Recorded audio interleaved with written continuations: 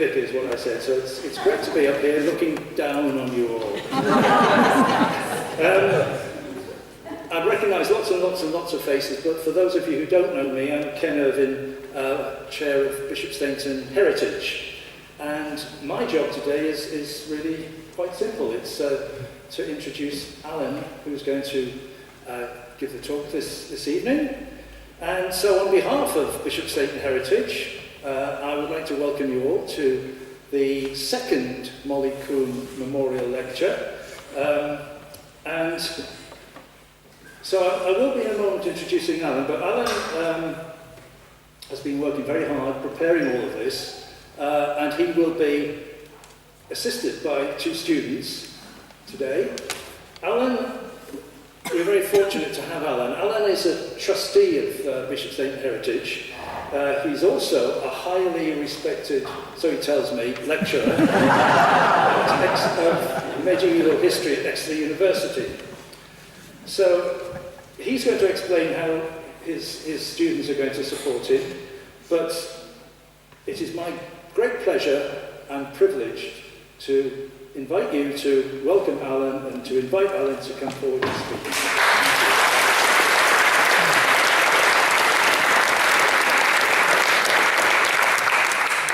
Well, thank you very much. I hope you can all hear me. John, can you hear me? Fine. Okay. So, thank you. I was offered the opportunity to go into the pulpit 6 feet above contradictions, somebody once said. But I think this is probably a more democratic position for me to adopt. And it gives me great pleasure to introduce two of my students from last year, two history students from Exeter University. They did so well last year, and I've checked it with them, they agree they did do well. They have been part of this project on the basis of work that they've done in the past, so I was very confident that they'd do a good job. And I explained to them that what would be required, they've made this magnificent poster, which you can see over here, and you've got copies of it on your seats or pews. And I said, well, you will be required, or we would be very grateful if you would speak to the audience.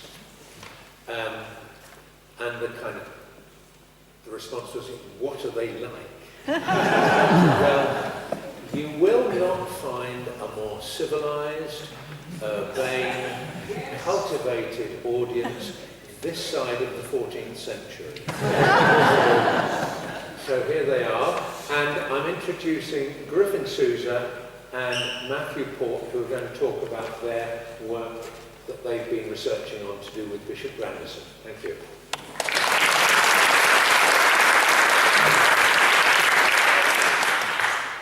Good evening. Can everyone at the back hear me okay? Yeah. Perfect. So as Professor Williams said, I'm Matt, this is Griffin. We're third year history students at Exeter University, and we'd like to thank Professor Williams for inviting us to be part of the project and for his help in us making this poster. So this poster, obviously focusing on Bishop Grandisson and Bishopsteignton Palace, is divided into 4 parts. 3 focusing upon Bishop Grandisson and 1 focusing upon the palace itself. This perhaps reflects the availability of the source material. Yes. Now the copies that you have on your pews, obviously the text is quite small. However, we felt that it was important to have as much information as possible to be able to serve as a reminder for the lecture that Professor Williams is about to give. The project really began with our visit to the cathedral archives. Just checking, everyone can hear me in the background. We're struggling a bit to hear you. Could you... The project really began with our visit to the cathedral archives, which you can actually see there. It was here that we gained a better appreciation for who Grandisson was as a cultural figure, and saw some of the works that he commissioned and took notes on himself during his time as bishop. We also had the opportunity to see his tomb, which was largely destroyed during the Reformation. This contradicted the image that we had just seen in the cathedral archives of a man who had a lasting legacy on Devon and its culture. So this kind of inspired our approach to the poster, and we then went about identifying several primary materials, that is, material that's contemporary at the time. So two of the most notable sources that we found were Grandisson's register and his psalter. So the register included his will and an itinerary. These are essential to study of Grandisson because they kind of denote his legacy. So what he's left for us in his will and his itinerary, where he went, where his sphere of influence existed. The Grandisson psalter is actually available to view online at the British Library, or of course you can go there yourself. So once we've done enough primary reading, mainly over the summer, we set about secondary research, so that is seeing what historians have said about Grandisson. We identified 3 main historians when it came to this. So Stella Pates writes several quite interesting and useful texts. One of the most notable is a comparison between the literature of Grandisson and the Piers Plowman text. I'm not sure how many of you have heard of Piers Plowman, but it's been compared to the Canterbury Tales in its significance as a part of medieval English writing. Although this implication that Grandisson did write the Piers Plowman text hasn't yet become part of mainstream historiography, it's an interesting point nonetheless and raises several questions. Another prominent historian, R.J. Boggess, writes a detailed analysis of Grandisson's life in quite a favourable light. So if you do read that text, you might find yourself quite appreciating Grandisson's life. And finally, Francis Rose Troup wrote quite an interesting text about Grandisson's legacy, so the items that exist today that attest to his life. And I read in a review that it may be acquired for 5 shillings, although that might be a little bit outdated. When it comes to sort of the palace itself and Bishopsteignton, just as the palace, there isn't much information available. All that remains now on the site, that is clearly visible at least, is the southern and eastern walls, at least part of them, from the original chapel. However, when one looks at the source material and goes a bit further, you see that it was once a much larger compound that formed a square with an open space in the middle. However, by 1500, the site was already in ruin and has largely remained in that state, but that was incorporated into other buildings, has remained unused as a bishop's palace for over 500 years. Information on the site, outside of Grandisson's own will, which mentions his purchase, is also largely unavailable, and one has to go to English Heritage to try and find any significant references to it. This was just our sort of short little summary and path through how we did the poster. We hope that you find Professor Williams' presentation interesting. Thank you.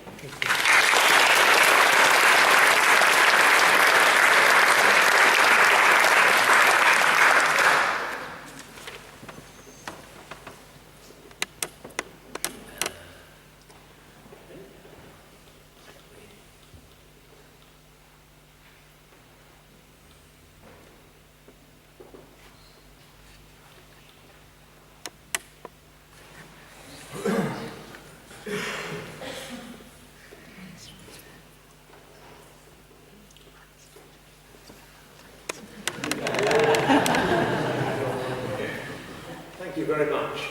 Their work has been extremely helpful in amassing this project, which is in fact a 2-year project, because we're hoping that the lecture, the Molly Coombs lecture next year, will also be about Grandisson, but from an archaeological perspective rather than a historical one. I'd also draw your attention to some splendid work done by Marjorie, which is just here as well. She's done some really outstanding research, which is put in a file, so it's very straightforward and easy to follow, and I'd like to thank you, Marjorie, very much for that. Now, one of the things that will emerge, I hope, this evening, is that Bishop Grandisson was a remarkable man. But, just in case you thought that this image on the presentation and on the poster of the longest serving Bishop of Exeter, it isn't. Because his many talents, and he did have many talents, but they did not include the ability to grow wings, And what you see before you is an angel, a winged messenger. And the message is contained in Grandisson's Psalter, what became known as the Grandisson Psalter. It had belonged to another family before that. We will be looking at that later, and we'll be considering some various images that it contains. To begin with, I want to flag up a couple of questions. Why have I chosen this title, From Burgundy to Bishopsteignton? Well, it's a kind of title that might ripple through this talk, because it concerns what might be called the French connection. And we will see how French ancestry, French history, and the French church played a central part in his life and work. I also chose it because it's pleasingly alliterative, isn't it? Secondly, I want to consider the kind of world that we're exploring, Grandisson's world. What was going on during his long period, some 42 years, as Bishop of Exeter? Well, here is a collection of maps of the 14th century world. You can see that the world into which he came was already a world in which there were major discoveries and voyages of exploration taking place. You have the voyages of Marco Polo, which coincide with the year of Grandisson, or the year in which Grandisson was born. Marco Polo was exploring China at that time. So it was already a world which was beginning to change. It was beginning to shake off its medievalism and enter into a new era of discovery and exploration. If you look at Europe, you can see that the nation states were beginning to emerge. You still had quite a large section of France that belonged to the English crown, but that wasn't to last for long.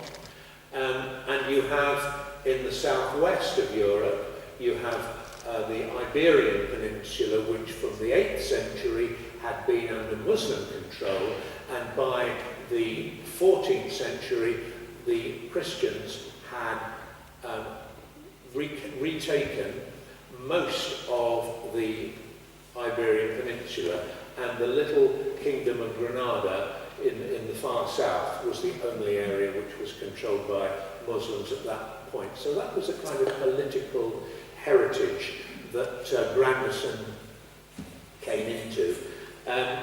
Now, the English king at that time was Edward III, and Grandisson's time as bishop was mirrored by the long reign of this English king. And in some ways they were alike. They were both charismatic, they were both very determined. Edward, of course, was also militarily successful. He was the grandson of Edward I, known as the Hammer of the Scots, or Longshanks, and an ancestor of many European monarchs. And the king, at times, seems to have been a particular ally of Grandisson. It seems when you look at the texts and the commentaries on their relationship, it was one of a kind of detached respect. They were both so similar, it was perhaps rather tricky for them always to have a harmonious relationship. However, we do know that during the reign of Edward I and during Grandisson's first few years of being Bishop of Exeter, he quarrelled with the Archbishop of Canterbury, Simon Mepham, and on one such occasion concerns a proposed visitation by the Archbishop to Exeter Cathedral. Grandisson strongly objected to this, and he regarded it as unwarranted interference. My mind you, he wasn't above unwarranted interference himself, but he didn't, like so many people, he liked to be able to interfere without being the victim, so to speak.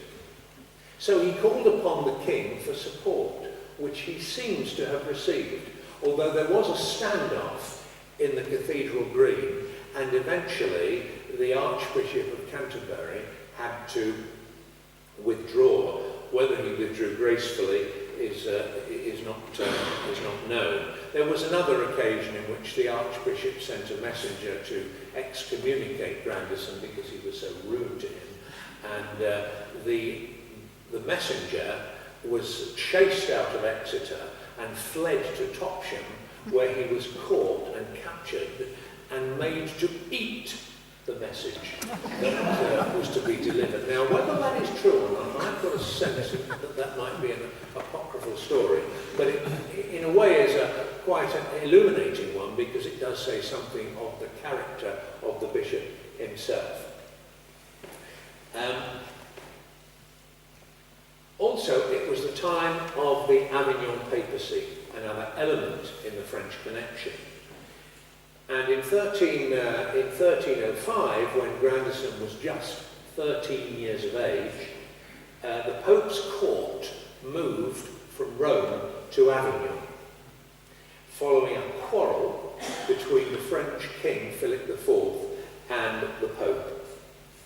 When the Pope died, the king nominated a Frenchman who became known as Clement V to take over as Pope. And Clement V was a Frenchman, and he said that if he was Pope, he had absolutely no intention of moving to Rome whatsoever. He would stay in France, and he meandered about for a few years until eventually he settled in Avignon. And here is a rather murky-looking print of Clement V entering Avignon in 1307. And the period of the Avignon papacy lasted for the whole of Grandisson's period as Bishop of Exeter, and was to have an influence on it. And in fact, it didn't end until 1377. We also have the period of the 100 Years' War. It's actually, as you can see from those dates, rather more than 100 years, but 100 years is probably quite a good way of describing it, because it was not as if the war was being waged ceaselessly over that period. It was an intermittent war, and it was a war between the English Plantagenets and the French House of Valois. And it was in 1355 that the English king, Edward III, asked Grandisson to arrange for prayers to be said and processions to be held in honour of those Englishmen who were fighting in the 100 Years' War. So that was another significant event in Grandisson's long period as Pope. Then you have the Black Death. The Black Death, that there were, of course, many outbreaks of plague during the Middle Ages and later, but the most serious one and the most famous one was in 1348. And estimates are very difficult to verify, but in fact it is thought by historians today that upwards of 50% of the European population in some regions perished because of the plague. And actually it came to Exeter in 1348 and 1349 and had a devastating effect, not just on the population, but on the clergy. The clergy in the Exeter diocese perished by 50%. Comparisons were made between the Exeter diocese and the dioceses of Norwich and Ely, and although they incurred similar losses, the higher loss is thought to have been felt by the Exeter diocese. Bishop Grandisson escaped the plague. He took refuge in the relative safety of the bishop's palace, but not here. He went to Chudley and remained there until the worst of the plague was over, although he did lose relation. Certainly he lost a sister during the plague. Now, if you want to find out about Grandisson, as Matt and Griffin have already said, one of the places that you can go is to the Cathedral Archives. Now, we have been as a group from Bishopsteignton Heritage, and I've taken students there, and I think everyone who's been will agree that they're a very welcoming and authoritative and helpful group of people, many of whom are volunteers, and they will show you, they will bring up these magnificent texts. Actually, that hand there belongs to Matt. He identified it as his own hand. I don't know how he did that, but anyway, he did. And this gentleman was working as a volunteer, and he was extremely helpful to us, and I know that the researchers at Bishopsteignton Heritage have also found it a very valuable resource and a wonderful place to visit. Now, I'm going to start with I mentioned the Psalter earlier on, because that was on the poster. This is a magnificent document which is held in the British Library. It was made in the late 13th century, probably somewhere around 1275, and adapted for Grandisson's use. In the margin, I've enlarged part of it, just this part here, you can see it's recorded on the 15th of July, the death of John Grandisson. So there is a record, it says, Obit J to G, Bishop of Exeter. So that is a record of his death in 1369. Also on that page, there is a little inscription, and that is alleged to be in Grandisson's own handwriting.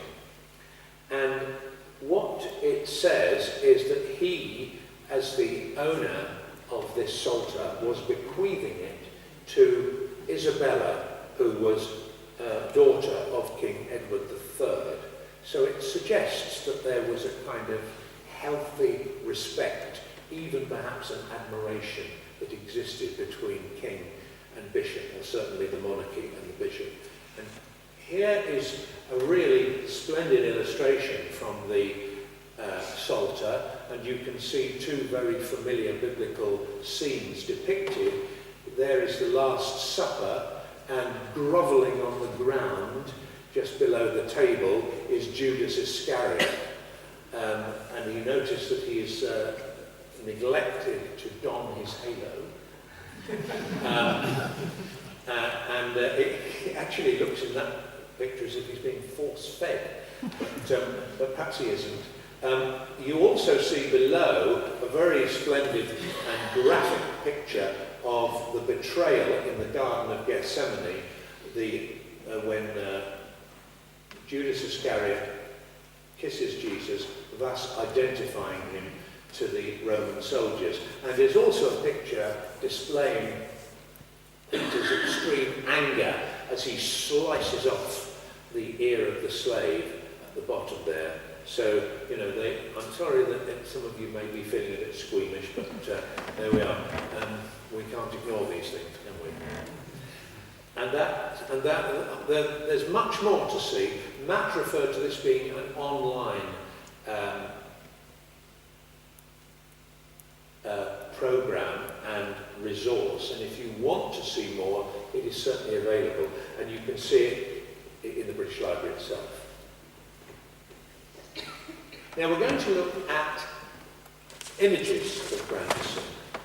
In the Middle Ages, it was very different. It was very difficult to create a convincing portrait of someone, and they were much more concerned, the artists who produced images of people in the Middle Ages were much more concerned to draw attention to their qualities and character, their piety or their bravery or their fortitude. And these kind of qualities were usually shown in symbols that appeared in the pictures themselves. And here is a picture, one of the pictures of Grandisson. It's taken from his seal of office, and I've enlarged it and made it into a slightly easier to see image there, which I hope is visible to everyone. And this seal, of course, was attached to statutes and documents emanating from his office.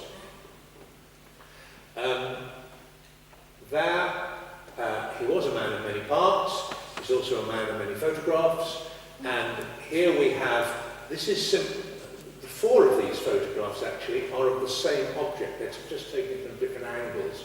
And it's a corbel which is to be found in the chancel at Ottery St Mary Church. And you can see that in that picture there is no indication of his personality. He looks completely bland in a sense, but the mitre, the bishop's seals of office, his tools of office, bequeath the kind of majesty and character on him. In the left-hand corner, you can see a boss which is in the nave of the ceiling nave of the church at Ottery as well, and we've got a close-up of that coming along shortly. Here is a much more recent creation, which is a stained glass window. This is in Exeter Cathedral, and it's made since the war, and it replaces part of the cathedral that was damaged during World War II. And you can see, if you look at the expression on his face, there is a kind of rather sombre character there, but nevertheless someone who you can see quite clearly with his symbols of office. He's got the Bible in his right hand, he's got the bishop's crozier in his left, and the bishop's mitre on his head. Here is the cathedral, the boss enlarged at Ottery Church. It's a splendid site, but you do have to make a particular effort to get as close to it as that, because it's almost impossible to see the detail from standing on the ground. You can do it if you have a kind of mirror that's looking up and you take a photograph of the mirror, so, a mirror that magnifies. And here is the bishop's ring. This is, there's a reference to it in Marjorie's work as well, and also on the poster. We think that is Bishop Grandisson's ring. We think that, and it's held in the entrance to the cathedral archives. We think it's his ring because he was a particular devotee of the cult of the Virgin Mary. And if you look at the enlarged version, you can see there is Mary in the centre of the ring, cradling the Christ child. I want to talk for a few moments now about the Grandisson triptych. This is a magnificent piece of work, which is held in the museum. There's also a copy there's also another copy in the Louvre in France as well. And this was a triptych. A triptych stands behind an altar and consists of 3 leaves which can be folded into each other. I'll show you a picture in a minute. This one is ivory, and it's quite small, and it's in a beautiful condition. And I'll just go on to talk about that now. Here you can see quite clearly, I think, the way it is, the leaves are divided up. They would fold in and enclose the main panels. And the pictures on this triptych show a number of important scenes. First of all, you have 4 saints depicted in the outer leaves, you have St. Peter. St. Peter, and you will have St. Paul, the founders of the church. St. Peter in his right hand has the keys to the kingdom of heaven, and he's holding a church in his left hand. St. Paul is holding a sword, the sword of the Spirit, referred to in the letter to the Ephesians, verse 17, which some people think that Paul wrote. You also, in the bottom panels, have St. Stephen with the stones of his own martyrdom. You have those three biblical characters, and in the other corner you have, as far as Grandisson is concerned, a more modern saint, Thomas Becket, the Archbishop of Canterbury and martyr who died in the late 12th century. The main panels show in the top the coronation of the Virgin, and in the bottom they show the crucifixion, very well-known scene, of course. And you can see that in this picture Mary is swooning in grief. It is a magnificent creation, and we're very fortunate to have something like that in such fine condition. Now, so what can we say so far of Grandisson? Well, he was certainly a man of rich ecclesiastical and French past. He was born in Herefordshire.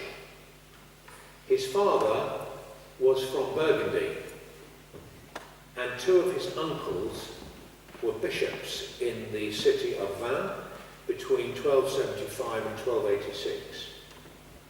It seems that the family originated in a place called Grandisson, which is spelled exactly in the way that you would spell grandson, and it's on the edge of Lake Geneva, which is in Switzerland, but was at that time under the crown of Burgundy. He held a number of more minor clerical appointments before being consecrated at the age of 35 as Bishop of Exeter in 1327. People became bishops much younger in those days. However, the consecration itself took place not in Exeter, but in Avignon, where the Pope lived. And it was not until the following year that Grandisson actually reached Devon. Effectively then, he was chosen not by the cathedral chapter, which was common at that time, but he was chosen by the Pope himself. He had become ultimate authority on his episcopacy. In spite of working to overcome the considerable debt which he encountered and other problems, which included the recent departure of his immediate predecessor, who it is thought was murdered, he was able to devote himself nevertheless to the cathedral's rebuilding programme, and the high altar, which was built in to honour the Blessed Virgin Mary, was dedicated within just 1 year in 1328. And you can see also from this slide, there are other images, he was notable in founding the King's School at Ottery St Mary.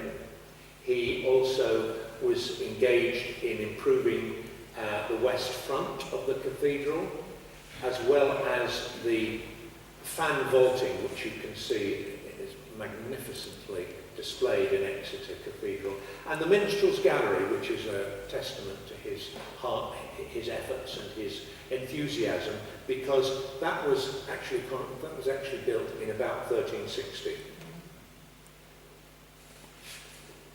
Now, also in the cathedral, as was mentioned earlier, there is Grandisson's chapel, and you can go into the chapel today, but it's tricky to get in, and you have to have special permission. Now, the chapel is sometimes referred to the chapel of St Radegund, and it's contained within the thickness of the west front of the cathedral, opening off to the south of the central porch. Radegund was a 6th century princess and Frankish queen who founded the Abbey of the Holy Cross in Poitiers in northern France. She's also the patron saint of many churches in France and in England, and also of Jesus College in Cambridge. As I think it was Griffin who mentioned it earlier, the tomb of Grandisson was ransacked and destroyed in the Elizabethan period, but the chapel continued to be used and in fact is occasionally still used today. This is an old photograph which shows where the altar was. On that wall, on the east wall, where the altar is, actually there is no altar now. There is the inscription at the top of this slide, and the inscription is now placed approximately there in the chapel. And I've attempted a translation, but the more succinct version was made by the Reverend Vivian Hope in 1956, in which he says, "Here lies John de Grandisson, wretched Bishop of Exeter, miserable slave of the Mother of Pity, whose merciful Son is moved to pity by his prayers, that from misery he may be made blessed, and that to other wretches hope may be given to repent of their sins." It's a nice kind of cheerful as they go in, isn't it? Grandisson was a formidable bishop, and Nicholas Orme, the Exeter medieval historian, notes that he chose to guard the church in death as well as in life, and from 1403 a chantry priest said Mass each day, creating the body of Christ through bread and wine, thereby causing Christ himself to sanctify the entrance. And there is a slide from the made around about the turn of the 19th, 20th century, a lantern slide, and it quite clearly shows the position of the altar, although Grandisson's tomb has long since vanished. And Nicholas Orme makes this rather interesting statement. He notes that there was the remnants of a window between Grandisson's chapel and the cathedral. But he says if that was the case, the window was never actually built. It was never completed. Prompting the thought, says Nicholas Orme, that the clergy did not wish their demanding leader to spy on what they were doing in the cathedral. Now, one of his great creations was his Ordinale in 1337, and this is a magnificent document, and it contains instructions and orders for the ordination of priests, how people were meant to behave, and how celebrations within the cathedral were meant to be carried out. It was a huge undertaking, and it was completed in 1337, just 10 years after he became bishop. And here are some extracts from it, and these are the oaths that the ministers of the church had to agree to if they were to be able to consecrate Mass or to lead other services. So, and then you have this rather interesting extract. This, almost certainly, was written up by clerks, people who were paid to do fairly laborious work at the time. But Grandisson, just in case we thought that he might not be interested in what was going on, there is a statement. This is his writing, and this is his statement. I am, ego, John de Grandisson, Bishop of Exeter, and this was written with my own hand, manu mea, my hand. So there, he was very much, in every sense of the word, a kind of hands-on bishop. He was a disciplinarian, and in 1355 there was a fight in the cathedral in which blood was spilt. And he was so infuriated by this, which he regarded as a kind of desecration of a holy place, he ordered all services to be suspended for up to 3 days as a warning. As a warning to who? As a warning to the general public. They, when they came into his churches, were meant to behave. And they weren't expected to fight. He was a staunch defender of the cathedral, not just against people who might indulge in acts of violence in his church, but also against the mayor of Exeter, with whom he seems to have had an enduring feud. And he also had the power, and he used his power, to excommunicate people as he saw fit. Now, he also was a great collector of ancient texts, and this is an ancient legacy. It demonstrates a bloodline. Think of it, in a sense, as a kind of family tree. He built up an impressive library, and in this library he collected ancient texts, and he was particularly keen to gather unto himself texts that went back into the time of the early church fathers and into classical history as well. And Isidore of Seville, the great father of the church, who is actually the patron saint of computers.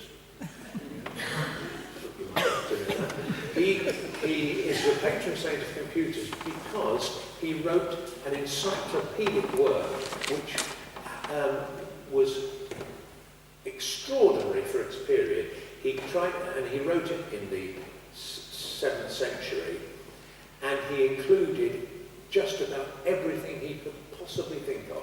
He was a bit like the originator of Google. Everything that mattered was in this encyclopedia that Isidore produced, and his work was famous and endured right throughout the Middle Ages. And one of the things that he was interested in was this idea of consanguinity, the idea of bloodline, and who was able to claim, who was able to marry people. He defined, cousins who could be married, cousins who couldn't be married, and so on. Different lines of access, as it were. But also, it was to do with family derivation and family legacy. So if you could claim that your family was had a noble, and even in some cases people tried to claim that their family had biblical origins, that went down extremely well in the Middle Ages, and he collected that. So if you think of the left-hand image as being a family tree, and on the right, imagine you're looking down on that tree. So this is the sort of apex of the tree, and you're looking down on, as it were, from above. And the little image on the left is taken from Isidore of Seville, whose work this was based on. He also refashioned Augustine's Confessions. He was not only widely read, he was also able to interpret and mediate older and much respected texts. Now, before we leave the idea of text, I want to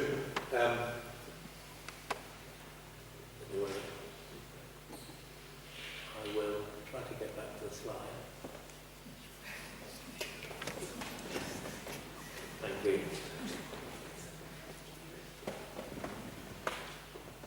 Right. Okay. Thank you very much.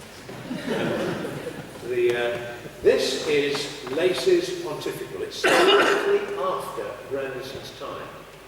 I'm including this because, although it does come slightly after his period as bishop, it's very much of the time and period.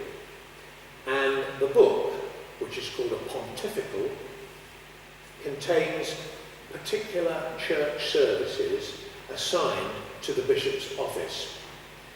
And it specifies the way services were meant to be carried out and the very wording that was to be used.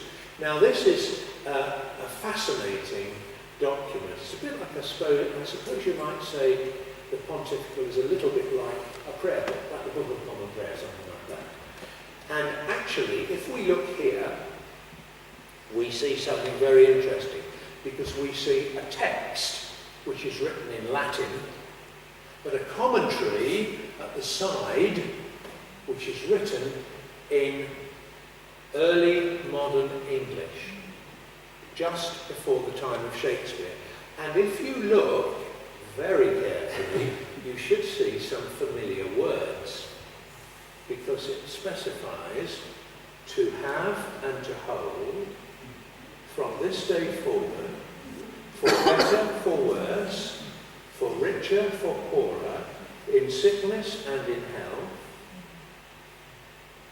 till death us do part.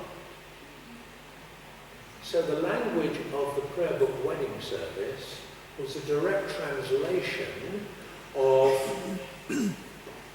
texts such as this, which were used in medieval times, a direct text, a direct translation from the Latin text. So I thought that was a really remarkable text. I just took a photograph of this at random, and it wasn't until later that this was a translation of the wedding service. Now, we move to the bishop's palaces. This shows the bishop's palaces that we know about. There may have been others, but these are the ones that we know about. And as you can see, it included more than Devon. The Exeter diocese at that time included Cornwall as well. Well, why were the palaces built? Where were they built? Well, you can see where they were built. They were built in settlements close to Exeter, but in some cases they were built in more remote locations in Cornwall as well. Why were some fortified? Well, I suppose you might say they were like small-scale, almost secular communities that operated on behalf of the bishop and his substantial retinue. Bishops' palaces were usually set within an enclosure of some sort. The size of the enclosure, of course, varied enormously. They contained a range of buildings. Sometimes they had battlements on them, sometimes they were moated. They needed to be protected. They were communities that did not necessarily have large armed forces all the time to protect them from intruders, and there would be intruders. They also included chapels, and Griffin has already mentioned the fact that in Bishopsteignton, the chapel at the Bishop's Palace remains as one of the great glories of this village, in my opinion. There were lodgings for visitors, and there was often a gatehouse as well. Now, they fell into decline, as has been said, towards the end of the Middle Ages, and were completely abandoned during the English Reformation of Henry VIII. What we have today are relics, but they're precious. They're irreplaceable, and they give us important clues about the people who helped shape our present-day communities. Many of the people who live around here today could well have had ancestors who lived within the bounds of the Bishop's Palace itself. Now, I'm going to refer to three palaces. This is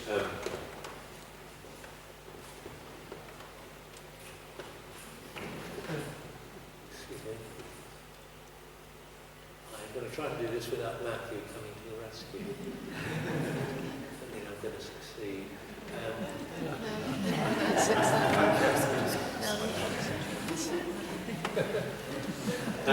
Okay, this is from an image, a 19th century image of the Bishop's Palace at Chudley.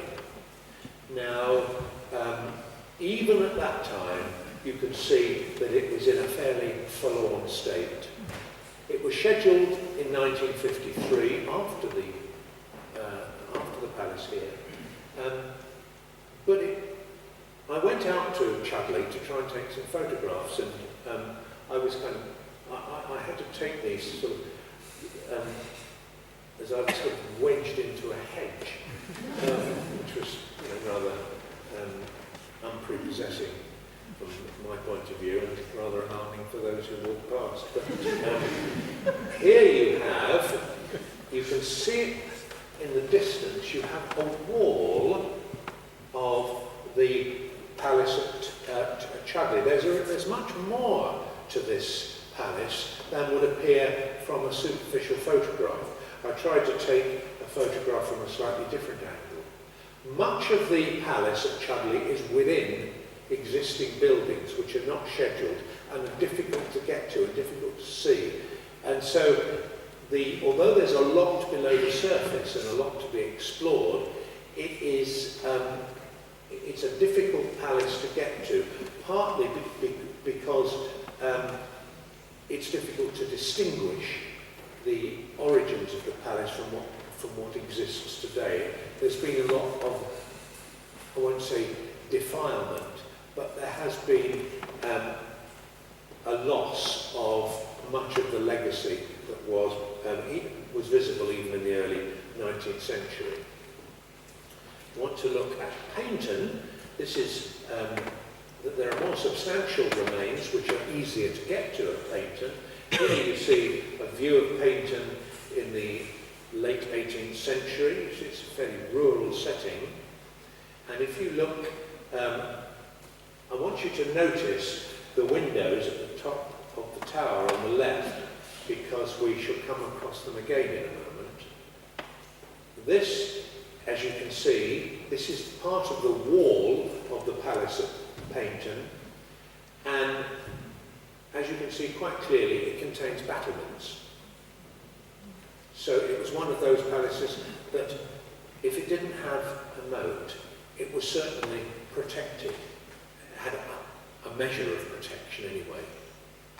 And this here, you can see those windows again, that I asked you to look at a couple of slides ago, and that's another part of the palace at Paignton itself. As you can see, it's a modern road going straight past it, so you can not only see the palace, you can touch it, if that's the kind of thing that gives you pleasure.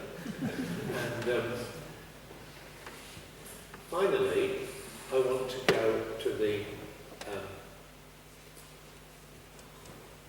palace here in Bishopsteignton. Now, I want to conclude the talk with this palace. The palace that's now known as Old Walls was built sometime in the 14th century during the period in which Grandisson was bishop, probably around 1332. But there was a palace here long before that. How do we know? Well, Marjorie knows, because she's got some information about this in her material. But how do we know? Well, it's because of entrances in the Domesday Book. The Domesday Book suggests that, which was produced in 1086, remember, 250 years before Grandisson, it yields important information. This suggests that it was there and then and remained a place of some importance. Let's look at these slides in an expanded version. This is part of the previous slide, but it refers to the Bishop of Exeter, the manor of the Bishop of Exeter, which is called Bishopsteignton. This is a translation because, as you can see, Bishopsteignton then was known as Tentona, and there is the word in Latin written in 1086, which tells us this, which paid geld in King Edward's time for 18 hides. King Edward, remember this was written in 1086, which King Edward could they possibly have been talking about? There was only one, and it was Edward the Confessor. Edward the Saxon king, Edward the Confessor. And here we have a translation of what the king might expect. 55 ploughs can plough these.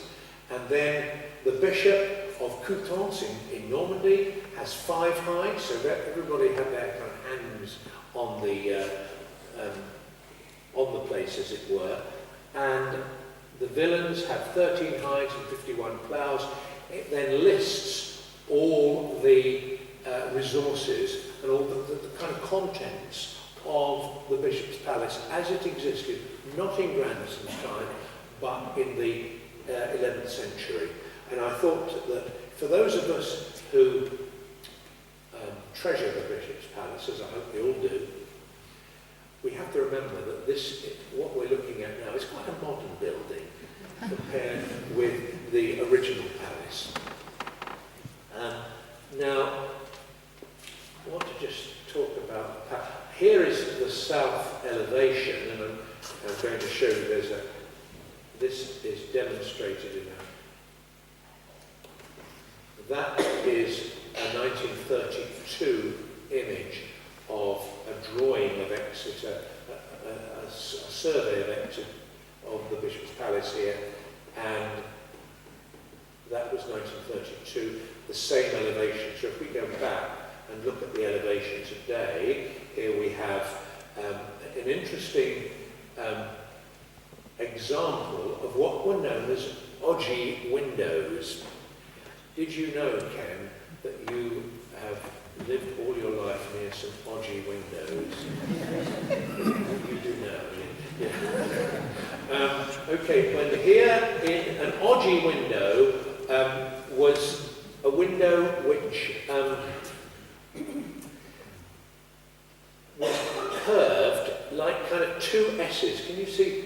There's an S here and there's an S there. I suppose that's the most helpful way of describing them. They're often used in moulding, and they consist of 2 arcs that curve in opposite senses, so that both ends end in a kind of parallel.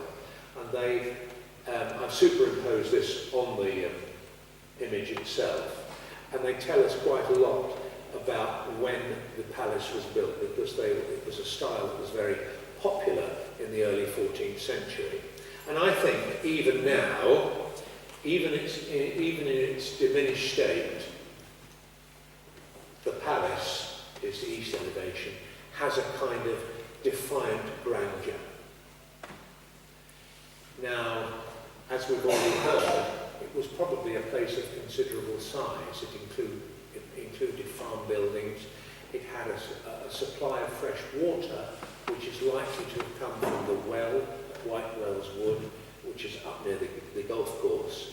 And next year, we're hoping that we will be able to support a geophysical survey, which will tell us much more about the extent of the occupation and will reveal further details about the palace itself.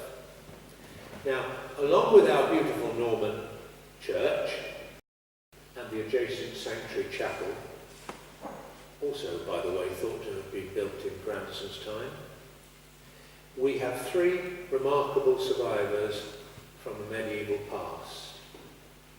And if nothing else, I hope that the interest that has been sparked by the efforts of Bishopsteignton Heritage, its researchers and others, together with those from Exeter University, and the cathedral archives.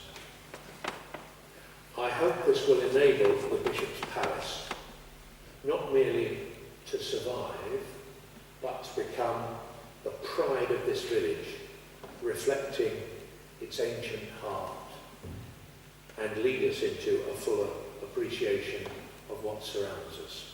Thank you very much.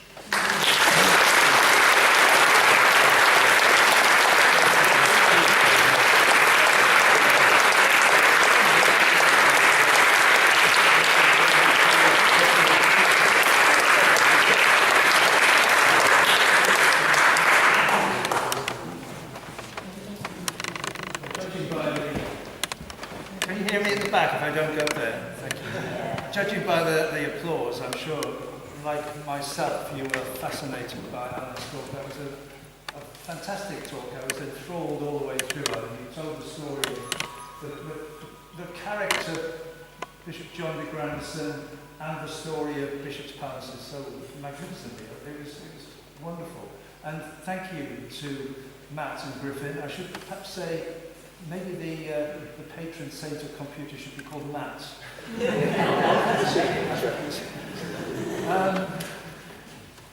Alan mentioned the research group, and we have a thriving research group. There are approximately 60 members at the moment. We live in a very special place, and it has a very special history, a very special story. And the research group are covering all aspects of the story of Bishopsteignton, and ultimately that's what we want to tell. We want to tell the story of Bishopsteignton in all its aspects, the history, the fauna, the flora, the geology, every aspect of Bishopsteignton, the people who lived here and so on.